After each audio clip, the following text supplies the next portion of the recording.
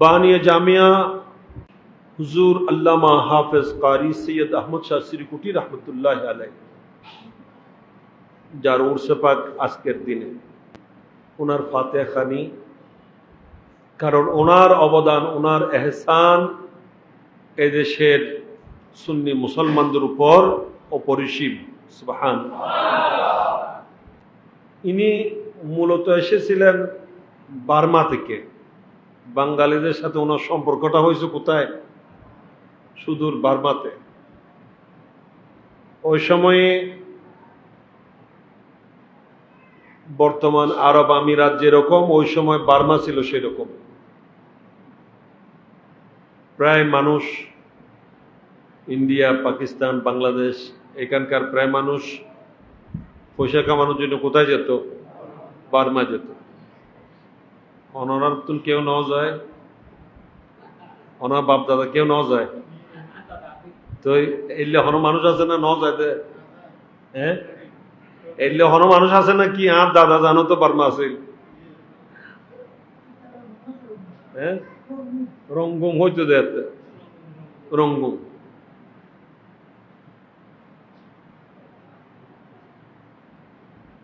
আমার দাদান কাবলা রহমতুল্লাহ আলাইহির আব্বা যান, অর্থাৎ আমার আব্বা হুজুরের দাদা যান, যিনি ওনার এন্তেকালও হয়েছে বার্মায়, ওনার মাজারও সেখানে। উনি ওখানে একটা মসজিদের মধ্যে খেতাবত করতেন, ইমামত খেতাবতের দায়িত্বে ছিলেন। ওখানে ওনার এন্তেকাল হয়েছে। ওই সময় আমার দাদার বয়স মাত্র 40 দিন।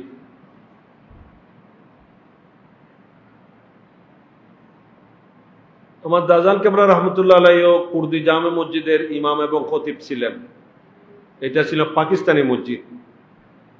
আর হুজুর আল্লামা হাফেজ কারি সৈয়দ আহমদ শাহ সিরিকুটি রহমতুল্লাহ আলাইহি, উনি ছিলেন বাঙালি মসজিদের ইমাম খতিব।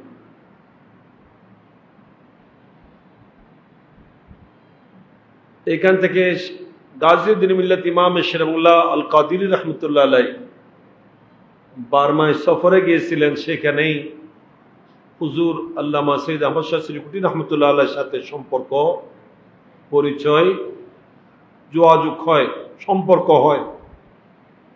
ওই সম্পর্কের ভিত্তিতে ওনাকে ইনি এখানে দাওয়াত করেছিলেন বাংলাদেশে।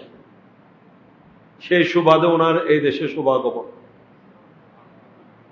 এবং পরবর্তীতে নিয়মিত ওনার আগমন হয়েছে।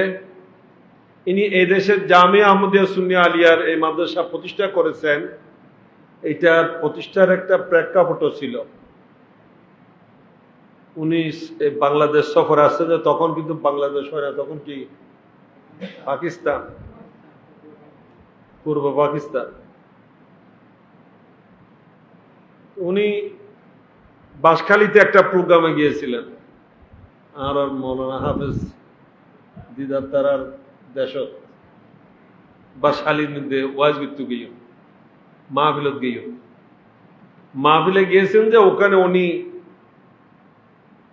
শুরুতে যখন ইন্নাল্লাহা ওয়া মালাইকাতাহু ইউসাল্লুনা আলান নবী ইয়া আইয়ুহাল্লাযীনা আমানু সাল্লু আলাইহি ওয়া সাল্লিমু তাসলিমা, এটা পড়লেন।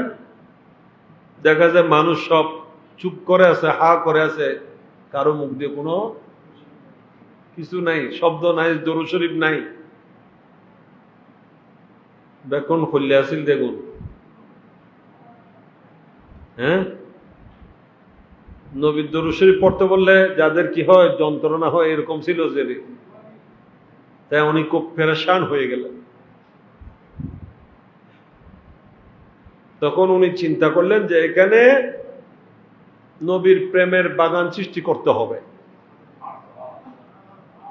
এই জন্য উনি চিন্তা করলেন যে একটা প্রথমত সুন্নি মাদ্রাসা কায়েম করতে হবে। এই জন্য উনি সেই সিদ্ধান্ত মোতাবেক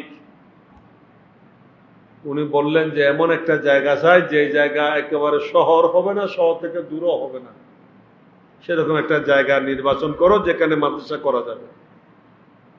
তো ওনার পছন্দ মতো হয়েছে সেই 16 শহর নাজিরপাড়াতে উনি এই মাদ্রাসা প্রতিষ্ঠা করেছেন। আলহামদুলিল্লাহ, এই মাদ্রাসা 1956 ইংরেজিতে প্রতিষ্ঠা হয়েছিল।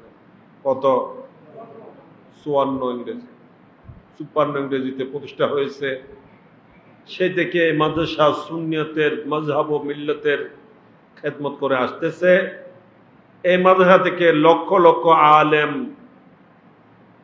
মুহাদ্দিস, মুফাসসির, প্রিন্সিপাল, ভাইস প্রিন্সিপাল, বড় বড় হুজুর, আলেম, উলামা বাইর হয়েছে কিনা?